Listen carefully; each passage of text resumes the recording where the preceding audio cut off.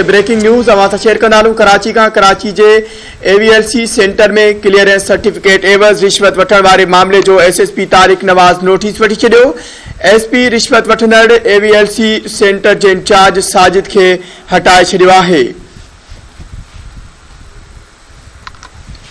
खबर के हवाले से नाज़रीन अवां खे आगाह करायूं या अहम खबर एक बार ॿीहर अवां सां शेयर कंदालूं। कराची के AVLC सेंटर में क्लियरेंस सर्टिफिकेट एवज़ रिश्वत वठण वारे मामले जो SP तारिक नवाज़ नोटिस वठी छॾियो। SP रिश्वत वठंदड़ AVLC सेंटर के इंचार्ज साजिद के हटाए छॾियो आहे।